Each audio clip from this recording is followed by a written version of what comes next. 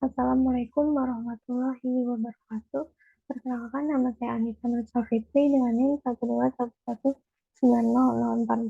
Di sini saya akan menjelaskan student general yang berjudul Scientific Reviewer Code Syllabus. Apa itu reviewer?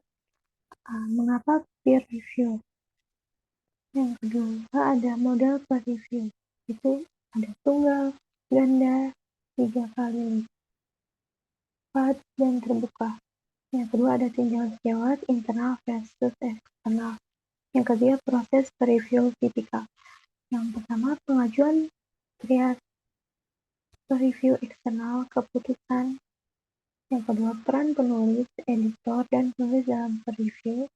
Dan yang keempat bagaimana untuk terlibat. Saya baru saja mendapat undangan peninjauan. Apa selanjutnya? Yang harus dilakukan yaitu pemeriksaan awal. Pemeriksaan di bidang keahlian, konflik kepentingan, dan ketersediaan. Yang kedua, menerima undangan dengan persyaratan editor, instruksi khusus jurnal, model per review, kerahasiaan, dan yang terakhir registrasi akun. Dan yang ketiga atau menolak undangan. Jika menolak undangan, berikan alasan dan sarankan kandidat. Cara menulis laporan per review yang bermanfaat. Yang pertama, komentar untuk penulis. Dalam komentar untuk penulis, ada beberapa hal. Yang pertama ada kolegial dan konstruktif namun kritis dan objektif. Yang kedua, daftar periksa, lakukan dan jangan lakukan. Yang ketiga, kesadaran akan area jenis artikel yang berbeda. Yang keempat, pertimbangan etis, pedoman khusus jurnal dan subjek, dan yang terakhir bagian artikel.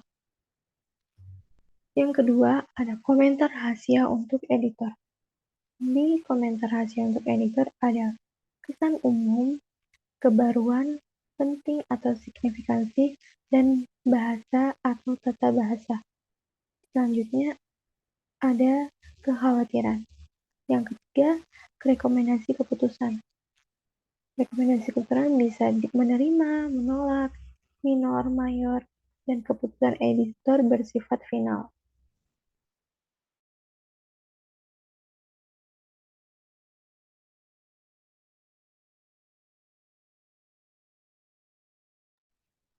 Setelah ulasan Anda, yaitu merahasiakan kelanjutan, menggunakan kembali atau mendengarkan laporan tinjauan, dan penghargaan dan pengakuan. Contohnya ada double blind peer review guideline.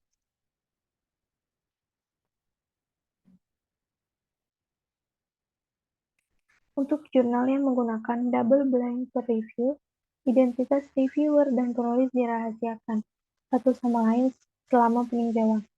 Untuk memfasilitasi ini, penulis harus memastikan bahwa naskah mereka disusun sedemikian rupa sehingga tidak mengungkapkan identitasnya kepada reviewer, baik secara langsung maupun tidak langsung.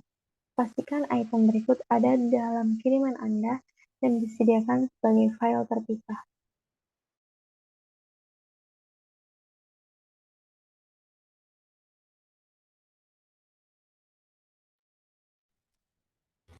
Yang pertama ada halaman judul.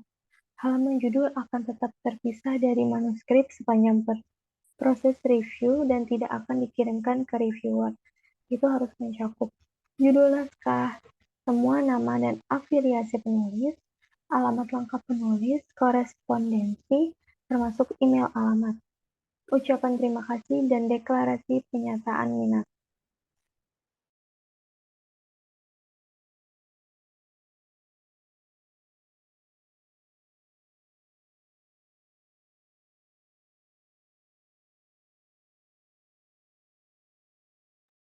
Selanjutnya ada naskah anonim.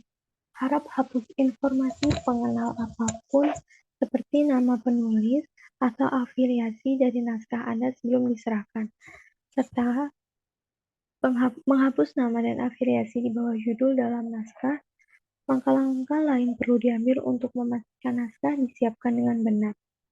Ulasan rekan buta benda. Poin-poin penting harus dipertimbangkan. Yang pertama, menggunakan orang ketiga untuk merujuk karya yang telah diterbitkan sebelumnya oleh penulis. Kedua, pastikan bahwa gambar dan tabel tidak mengandung referensi afiliasi penulis. Yang ketiga, kecualikan ucapan terima kasih dan referensi apapun ke sumber pendanaan. Gunakan halaman judul yang tidak dikirim ke peninjau untuk merinci ini dan untuk menyatakan potensi konflik kepentingan kepada editor.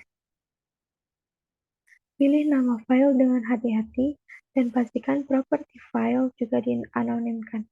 Dan yang terakhir, berhati-hatilah untuk memastikan bahwa Anda secara tidak sengaja mengunggah informasi pengenal di dalam salah satu file yang akan dibagikan dengan pengulas.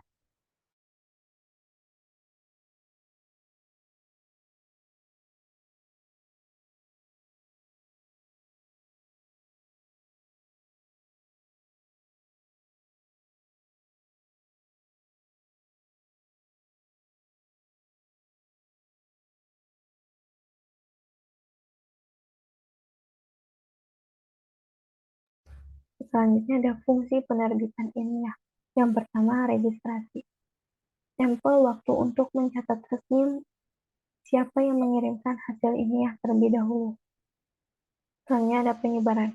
Provide a medium for discoveries and finding to be shared. Yang selanjutnya ada sertifikasi. Lakukan review untuk memastikan validitas dan integritas kiriman. Dan yang terakhir, kelestarian.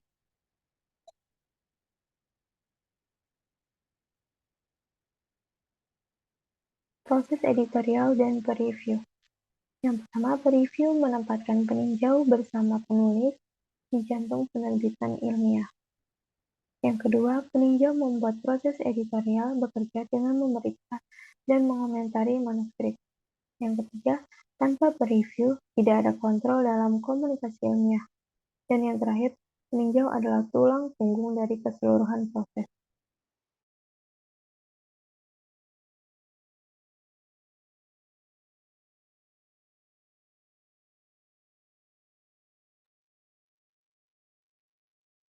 Lalu apa sih yang sebenarnya dilakukan oleh review? Yang pertama adalah meningkatkan kualitas makalah yang diterbitkan. Kedua, memastikan pekerjaan sebelumnya diakui. Ketiga, menentukan pentingnya temuan. Keempat, menilai orisinalitas dan signifikansi karya. Dan yang terakhir, soroti setiap kelalaian dalam referensi dan masalah etika apapun. Mengapa reviewers review? Nilai dari pendampingan penelitian yang lebih mudah atau kurang berpengalaman.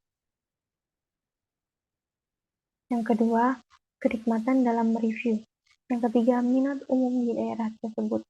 Yang keempat, kesadaran akan penelitian dan pengembangan baru sebelum rekan-rekan mereka. Yang kelima, pengembangan karir. Yang keenam, membantu mengembangkan penelitian sendiri atau ide-ide baru. Yang ketujuh, asosiasi dengan jurnal dan editor. Dan yang terakhir, terus berbarui dengan perkembangan terbaru.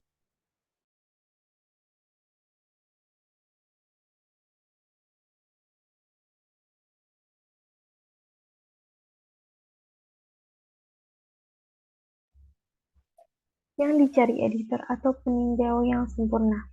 Yang pertama, bekerja di bidang yang tepat. Yang kedua, tidak ada konflik kepentingan. Yang ketiga, antusias. Yang keempat, berpengalaman. Kelima, bersedia. Keenam, tepat waktu. Ketujuh, efektif. Kedelapan, mematuhi aturan atau etika. Kesembilan, adil dan objektif. Dan yang terakhir, secara konstruktif, bukan kritis secara agresif.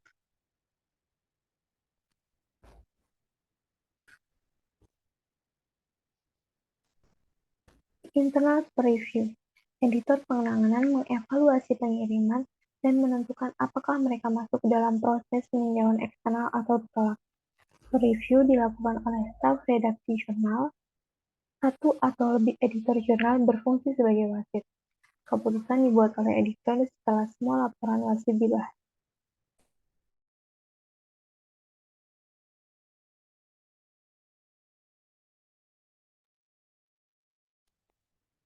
Tadi ada internal peer review dan sekarang ada external peer review. Editor penanganan tidak meninjau naskah tetapi mengetahui komunitas dan bidang subjek dengan sangat baik. Editor penanganan mengundang pakar di bidangnya untuk per-review naskah. Editor penanganan membuat keputusan berdasarkan laporan ulasan yang dikirimkan.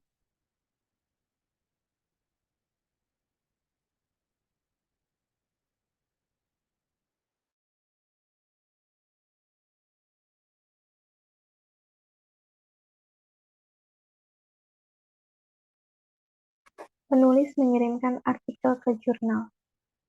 Biasanya disampaikan melalui sistem elektronik jurnal.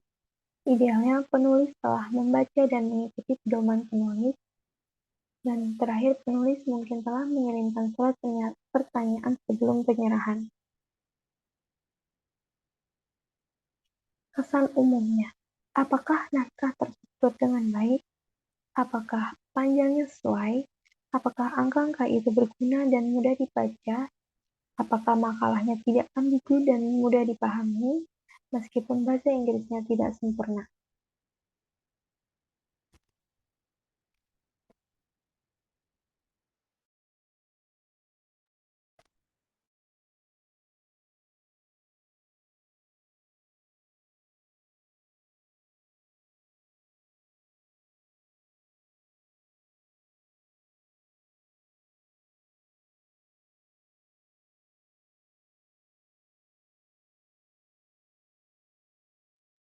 Kemudian editor jurnal mengevaluasi makalah. Jurnal dapat menggunakan alat perangkat lunak pemeriksaan plagiarisme. Editor harus menggunakan penilaian yang hati-hati jika terlalu banyak kesamaan makalah yang dikirimkan dengan karya yang diterbitkan sebelumnya. Jika terlalu banyak kesamaan, makalah dapat ditolak dan tidak dikirim untuk ditinjau. Kemudian memilih reviewer. Banyak jurnal bertujuan untuk 2 reviewer per kertas. Editor memiliki database peninjau dan dapat mengakses peninjau berdasarkan topik. Tujuannya adalah untuk memilih ulasan dengan keahlian dalam topik dan/atau metode. Editor berupaya memilih reviewer yang tidak memiliki konflik kepentingan seperti reviewer dari institusi yang sama dengan penulis. Peninjau dikirimi arahan dan diminta untuk mengembalikan ulasan rata-rata dalam waktu sekitar 2 hingga 4 minggu. Reviewer diminta untuk menerima atau menolak undangan review.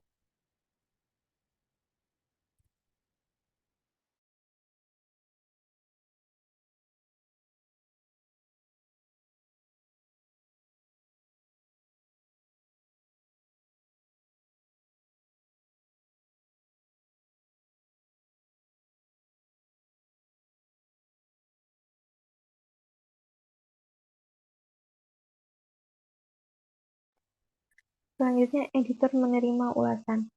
Seringkali peninjau setuju untuk meninjau makalah dan tidak menghasilkan apa-apa, bahkan ketika mereka menerima pengingat.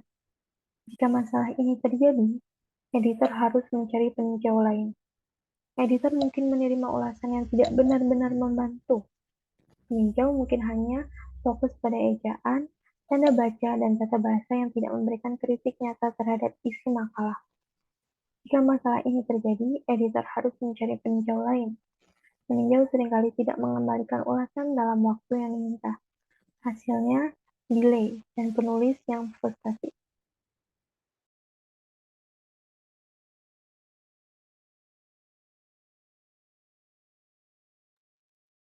Dan yang terakhir, editor menilai ulasan. Editor mencari komentar mengenai konten, akurasi, kedalaman, keluasan, mata uang, kesesuaian kertas untuk membaca jurnal, kualitas dan kejelasan tulisan penulis, organisasi dan aliran ide, kecukupan tinjauan literatur, kesesuaian metode, penggunaan statistik dan data yang benar ditampilkan dalam tabel atau grafik, kesimpulan didukung oleh data, kebaruan referensi, dan bukti pelanggaran etika.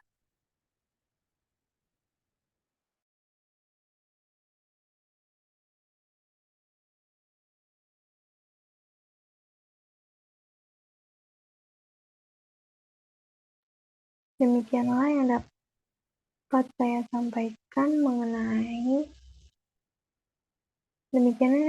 sampaikan mengenai self-physical review course syllabus. Kurang lebihnya saya mohon maaf. Terima kasih.